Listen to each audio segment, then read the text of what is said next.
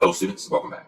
In today's lecture, we'll continue with our surface anatomy of the heart using an interior view. Let's review our outline. There are two major divisions of the heart. The first division includes the great vessels and their features, and the second division includes the muscles and the interior vessels which supply them. We've already covered the great vessels. This lecture will cover the muscles of the heart and the vessels which supply them.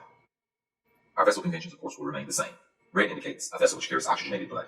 These are usually arteries. Blue vessels denote vessels which carry deoxygenated blood, and these are usually veins. Instead of using the word carry from now on, we'll use the word supplies when associated with arteries and drains when associated with veins. So arteries supply oxygenated blood, and veins drain the heart of deoxygenated blood.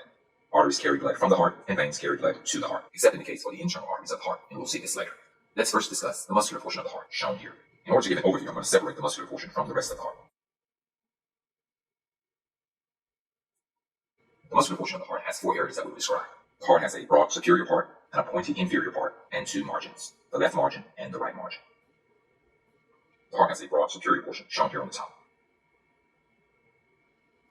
This is known as the base. The heart also has an inferior pointy end.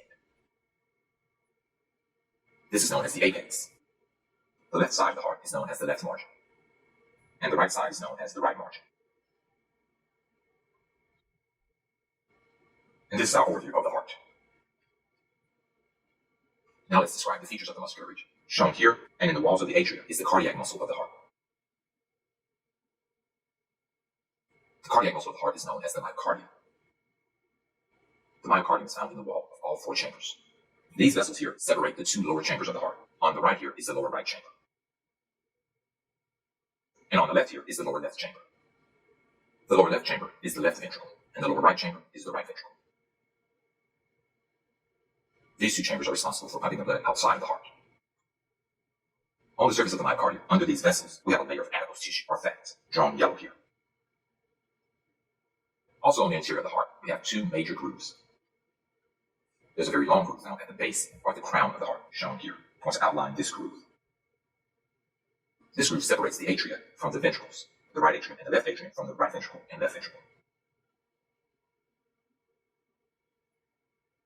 This groove has two names. The first name is the atrioventricular sulcus, and the second name is the coronary sulcus. We'll abbreviate these AVS and CS.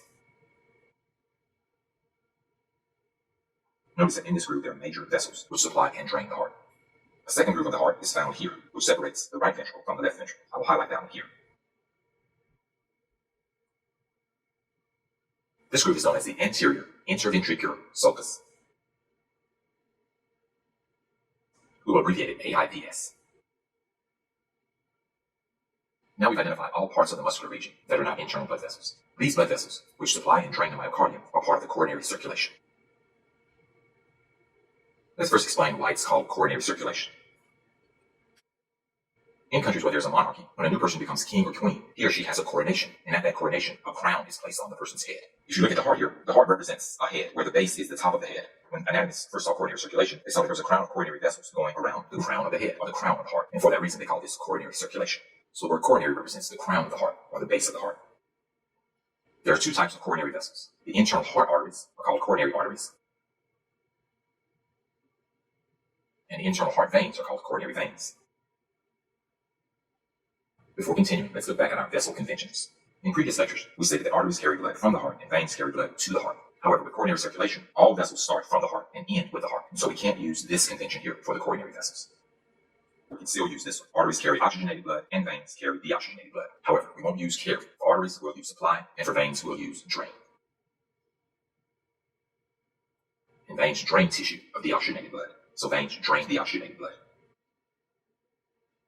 So in the future, this will be the verbiage that we will use. Arteries supply oxygenated blood, and veins drain deoxygenated blood. There are many coronary vessels that we will identify eventually. However, in this lecture, we'll only identify two coronary arteries and two coronary veins. The first coronary artery that we'll identify is this one. First, we'll describe it. This coronary artery originates at the base of the aorta, travels down the coronary sulcus under the left auricle, and divides into two branches.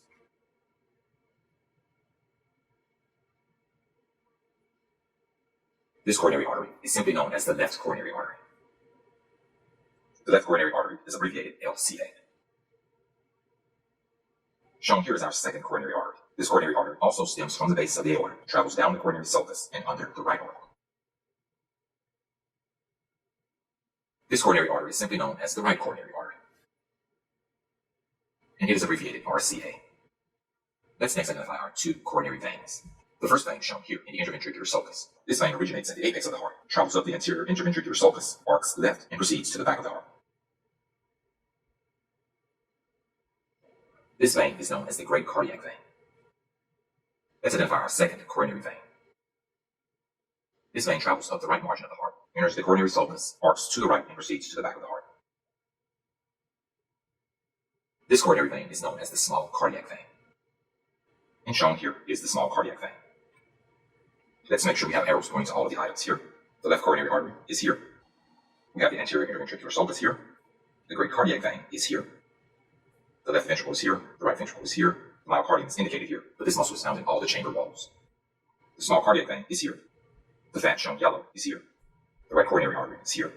And the coronary sulcus is shown here. This concludes our discussion of the muscular portion of the anterior heart and the coronary circulation of the anterior heart. And it also concludes this lecture. I hope you learned a lot.